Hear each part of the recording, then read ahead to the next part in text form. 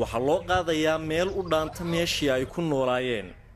waa la suuxinayaa waxaana lagu tooganayaa qori sun xambaarsan waase in gaadma lagu ganaasi ay suntu u gaadho iyadoo baraadla 29 cawl iyo goodir isugu jira ayaa maalintaasi aanu la soconnay laga soo kala qaaday xarumo ciidan iyo wasaarada dawladeed oo ay muddo ku dhex noolaayeen qaarkood hay'ado ayaa gacanta ku hayay imika kale labada halka ku jira Yunus Nuur baa leeyahay Yunus Nuur baan bixiyay magacyada Soomaaliya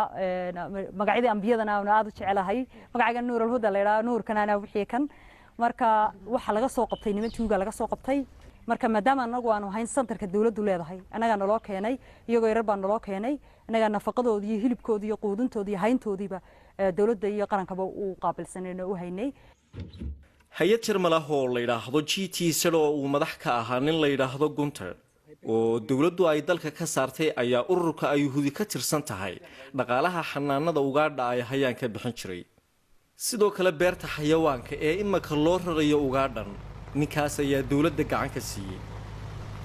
magaaladii Hargeysa ee duurjoogtan aanu ka soo qaadnay 50 kiiloomitir ayaanu ka soo soconay wali ilaa 12 kiiloomitir ayaanu sii socon doonaa intaanu ka gaarino deegaanka Debis oo ah halka looga diyaariyay beeyada ay ku noolaanayaan waana meel ugu nolol wanaagsan sidii ay ugu noolaayeen magaalada gudaheeda waa dhul loo seeray looguna diyaariyay cunno iyo cabitaan joogto ah iyo shaqaale la degan waxa si haqabeel ugu filnaan kara caleenta iyo daaqa deegaanka la geeyay oo ay ugu noolaan karaan sidii ay u noolaan jireen ka hor intii aan la soo ugaarsan David waxa uu ka mid yahay dhaqaatiirtan ajnabiga ah oo ay keensadeen urur la yiraahdo Torrid oo dawladdu ay u dirsatay hawsha rarka Uganda in Hargeysa the animals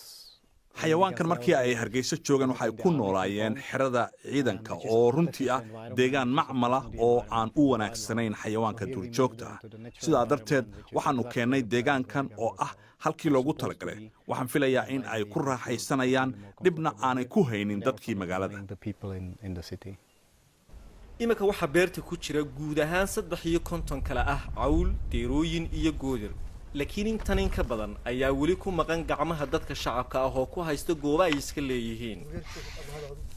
xaq waxay u leeyihiin inay noolaadaan nolosha ay ku jiraan nolol ka wanaagsan helaan ummadda Soomaaliland oo dhan bay ka wada dhaxaysa waa hanti qaran cidna loo ogolaan maayo inay haystaan waxa iyaguna 68 harimacad ah Hargeysa ku xanaaneeya sanduuqa badbaadinta harimacadka CCF oo laga leeyahay dalka Namibia kuwaasi oo iyaguna la qorsheeyay in loo raro geed deeble oo Hargeysa waqooyiga ka xigta hawshu wali xanaaneyn ayay ku kooban tahay qorshaha dawladdu waa inay mustaqbalka noqoto goobtani goob dalxiis loo yimaado lacagna laga sameeyo Sideed Maxamed Burmad BBC Hargeysa